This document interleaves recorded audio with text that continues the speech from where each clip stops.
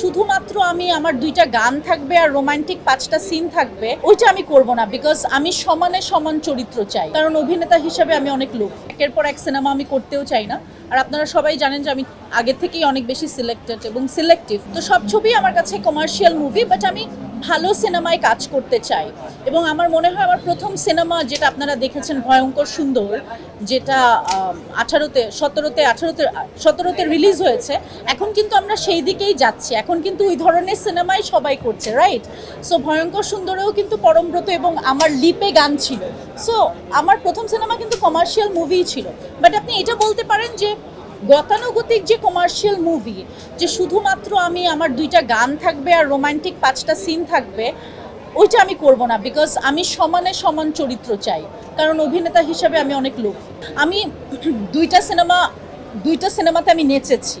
সেটা হচ্ছে পায়েলে আমার একটা খুবই নাচের গান আছে, যেটা আপনারা মনে হয় এসেছিলেন শুটিংয়ে অনেকে, এবং শুটিং টাইমে অনেক মানুষ এক্সাইটেড হয়ে গিয়েছিল। তো পায়েল যখন আসবে তখন আপনারা আমার নাচ দেখতে পারবেন। সিনেমাতে আমি নেচেছি। আরেকটা সিনেমা অলরেডি আমি করেছি, বাট এটা হাফ শুটিং হয়েছে, সেটা আমি বলতে চাচ্ছি না। সেখানেও আমি নেচেছি এবং একদম ফোক ডান্স, ওইটা আবার একদম আলাদা, মানে একদমই ফোক।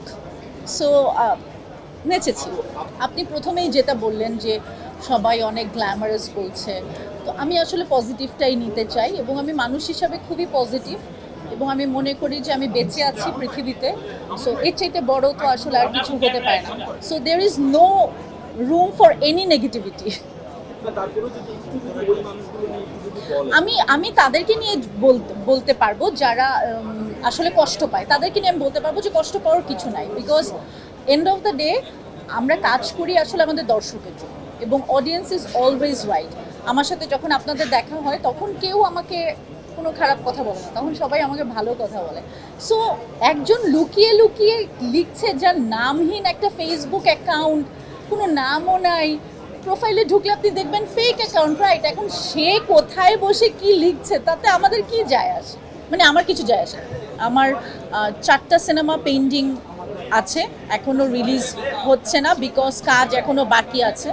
পায়েলের একটি গান বাকি ছিল, সেটা অলরেডি শুটিং হয়ে গেছে। এখন চারুলতার শুটিং শেষ, আমরা হয়তো 2 উইকস পর থেকে ডাবিংয়ে যাব। তো এরকম আর কি, ডাবিং বাকি আছে, কিছু ছবির হয়তো একটা গান বাকি আছে, এরকম। বাট 4টা ছবি আসলে একদম 80% কাজ একসাথে রেডি হচ্ছে।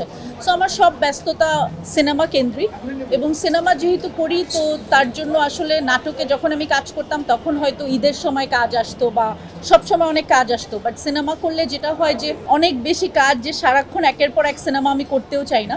আর আপনারা সবাই জানেন যে আমি আগে থেকেই অনেক বেশি সিলেক্টেড এবং সিলেক্টিভ। সো আমি চাই যাতে মানে আপনাদের যাতে ভালো লাগে, মানে র্যান্ডম সারাক্ষণ কাজ না করে ভালো কিছু করার চেষ্টা করি, এই আর কি।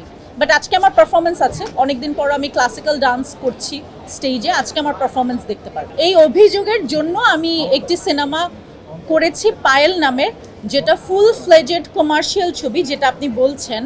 যে আমি মনে করি সব সিনেমাই আসলে কমার্শিয়াল সিনেমা, কারণ সিনেমা বানাতে তো আসলে পয়সা লাগে। এবং শুধু সিনেমা না, আমি মনে করি আমি যে একটা ছবিও যখন আঁকি সেটাও আমি চাইবো আমার দর্শকদের সামনে আনতে, রাইট? আমি ছবি এঁকে নিশ্চয়ই আমি নিজে দেখতে চাইবো না, আমি চাই যে যাতে আপনারা